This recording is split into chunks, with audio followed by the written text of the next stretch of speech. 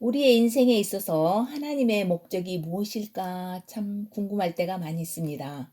하나님의 목적을 위하여 부르심을 받고 순종하는 삶을 사는 자들에 대해서 말씀하시길. 베드로전서 1장 2절에 하나님 아버지의 미리 아심에 따라 택하심을 받고 성령의 거룩히 구별하심으로 순종함과 예수 그리스도의 핏부림에 이른 자들에게 편지하노니 은혜와 평강이 너희에게 더욱 많이 있을지어다. 우리의 하나님은 목적을 갖고 계시며 사람을 만드신 목적은 그분 마음 안에 있는 방대한 계획의 중심입니다. 그분의 일을 위하여 부르심을 받은 자들의 훈련 과정이 있게 되는데 우리는 이유를 모르는 사건과 시련이 왜 오는지 이해하지 못할 때가 많이 있습니다. 베드로전서 1장 6절에는 비록 지금은 필요가 있어 너희가 여러 가지 시험으로 인해 잠시 근심하고 있으나 오히려 그 구원을 크게 기뻐하노니 이것은 너희 믿음의 단련이 불로 단련해도 없어지는 금보다 훨씬 더 귀하여 예수 그리스도께서 나타나실 때에 칭찬과 존귀와 영광으로 드러나게 하려 함이라. 우리가 시련을 당하는 이유는 우리의 믿음이 검증받고 증명되어야 하므로 인정받기 위한 시련을 당하고 믿음의 시련의 결말은 칭찬과 존귀와 영광을 얻게 된다고 위 귀절들은 말씀하고 있습니다. 우리의 영은 거듭남으로 구원받았고 우리의 몸은 빌립보서 3장 21절에 나타난 바와 같이 우리의 천한 몸을 변화시켜 자신의 영광스러운 몸과 같게 하시리라 하신 말씀으로 언젠가 그분이 나타나실 때에 변화시키실 것입니다. 그러나 우리의 혼은 매일의 삶에서 여러 가지 문제와 시련들을 통해 우겨쌈과 인정받지 못함과 몰 이해 속에서 수치를 당하며 크리스찬이라는 우리 안에 있는 그분의 인격과 이름으로 인해서 박해를 받음으로 천부여 의지할 곳 없어 두 손 들고 나아갑니다. 라는 성경 구절처럼 어느덧 그분께 자주 돌이키고 동행하고 있는 것을 자주 느끼게 됩니다. 믿는 자들이 믿는 자 그룹과 같이 또는 믿는 이들과의 교제 안에 있을 때에는 편안하고 서로 인정해 주지만 믿지 않는 가족이나 친지, 친구, 이웃과 타인들 사이에서 그분의 이름을 내는 순간 상대방의 얼굴이 굳어지며 화제를 금방 돌리기도 하고 배척하는 것을 느낄 때가 많이 있습니다. 그러면 하나님의 목적이 무엇인데 한 번뿐인 인생이 많은 고난과 단련을 통해 믿음의 단련의 결말로 인도하시는 걸까요? 창세기 1장 26절에는 하나님께서 이르시되 우리가 우리의 형상으로 우리의 모양에 따라 사람을 만들고 그들로 하여금 바다의 물고기와 공중의 날 짐승과 가축과 온 땅과 땅에서 기는 모든 것을 지배하게 하자 하셨지요.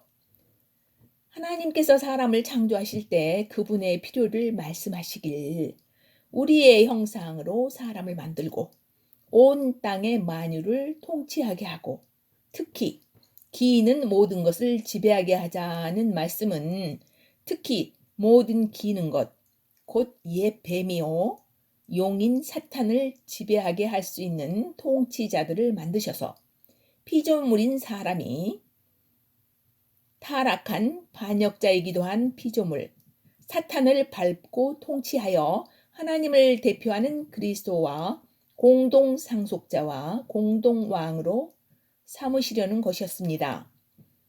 마가복음 16장에는 모든 피조물에게 복음을 선포하라. 이것은 마귀에게 기는 것들에게 그리스도의 승리를 선포하는 것이며 선전포고를 통해서 영혼들을 빼앗아오는 군사로서 그 영혼의 땅에 마귀를 쫓아내고 예수님을 심는 것이 땅을 되찾는 것이요. 이 땅을 사탄의 통치에서 빼앗아 사람들에게 되돌려 주려는 것입니다. 믿는 자들에게는 이러한 표적이 따르리니 곧 그들이 내 이름으로 마귀들을 내쫓으며 새 언어들을 말하며 뱀들을 집어 올리며 어떤 치명적인 것을 마실지라도 해를 받지 아니하며 병든 사람에게 안수한즉 그들이 나으리라. 그분은 사람이 통치권을 갖고 그분이 지으신 피조물들을 다스리되 하나님은 그분의 일을 맡길 수 있는 어떠한 어려움 속에서와 죽음의 위협 앞에서까지라도 하나님을 버리지 않는 사람들을 필요로 하고 이것이 창세전부터 계획하셨던 하나님의 일이요 하나님의 갈망이요 얻기 원하셨던 사람들인 것입니다. 이러한 주님의 계획을 알고 그분의 존재를 기뻐하는 자가 되기 위한 과정이 있습니다. 이러한 자들은 자신의 존재의 의미를 알고자 갈망하는 시간과 맞닥뜨리게 되는데 많은 시련과 외로움과 아무도 알아주지 않는 고독감 속에 거할 때 하나님을 찾게 되고 인생이 우리의 계획대로 돼가지 않는 것과 고난과 어둠 속에서 한 줄기 빛을 보고 찾아가는 여정 중에 자신이라는 내적 존재를 보게 되고 하나님의 목적을 찾다가 하나님의 목적 안으로 들어가게 됩니다.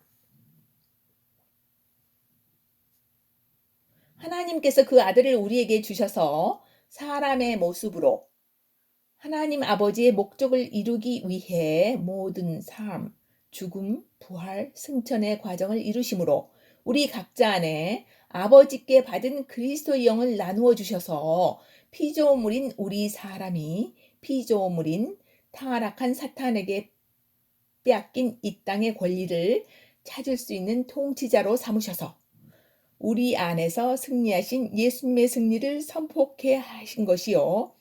빼앗아오는 군사로 또한 삼으신 것입니다.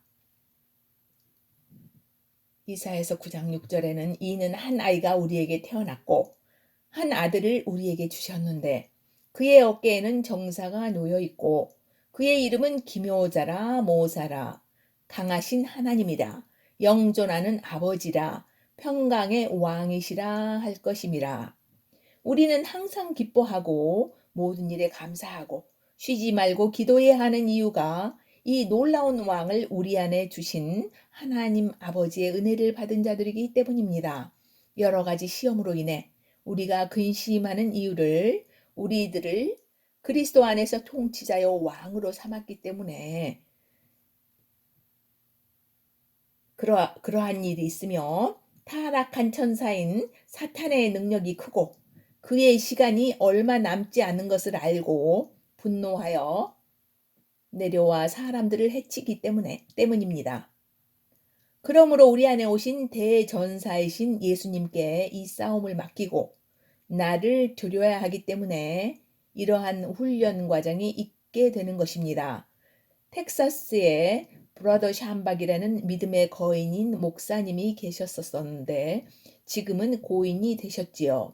이분의 동계 훈련에 참석한 적이 있었었는데 거기서 들은 예화가 인상 깊었습니다. 어떤 사람이 뿔 달린 마귀에게 시달리다 예수님을 영접하여 집에 들이고 모셔서 2층 방을 들였습니다. 어느 날 똑똑 노크 소리가 나서 문을 여니 뿔 달린 마귀가 발을 들이밀어 겨우 문을 닫고 예수님께 투정하길 왜 안 도와주셨어요? 하자 2층에 있어서 못 들었노라 하셨죠.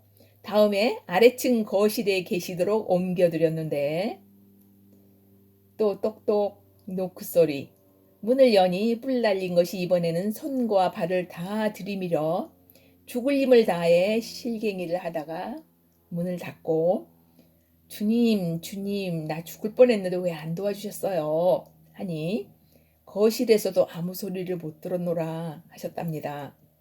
며칠 후 또 똑똑 노크 소리 이번에는 주님 먼저 부르고 그분을 앞세우고 뒤에 숨어서 나가 문을 여니 뿔 달린 마귀가 이크 주님 여기에는 언제 오셨어요? 하고 줄행랑을 쳤다는 얘기를 들어보신 적 있으신가요? 영적인 싸움은 영적인 존재끼리 하도록 맡겨두려야 하고 우리는 그분 안에서 원수가 우리 발등상 아래 밟힐 때까지 안식하며 자신을 부인하는 것입니다. 그렇게 시련 중에 주 예수님을 찾는 하루하루가 지나고 어느 사이에 조금씩 우리 안에 계신 주님이 장성한 분량으로 나타나는 시간들이 도래할 것입니다. 날마다 생각날 때마다 내 자신에게와 그리고 마귀의 존재들에게 또 보이지 않는 천사들 앞에서 주 예수님께서 승리하셨노라 선포하고 주 예수님께서 승리하신 것을 감사합니다 라고 선포하는 통치자의 하루하루가 되시기를 축복합니다. 아멘.